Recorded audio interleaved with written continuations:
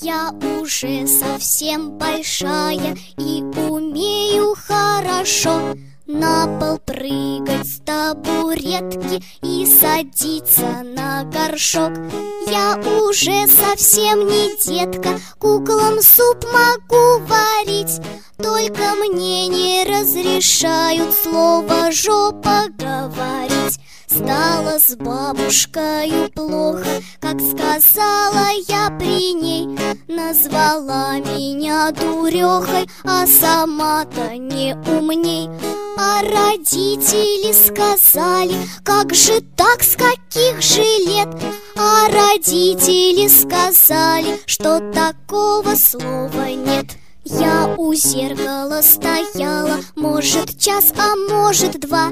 Даже ноги загудели, заболела голова. Вижу четко, вижу ясно, ну какой же тут секрет?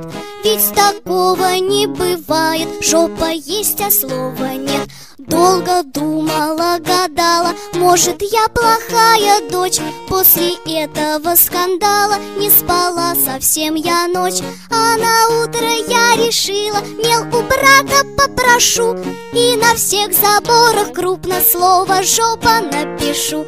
А на утро я решила, мел у брата попрошу, и на всех заборах крупно слово «жопа» напишу.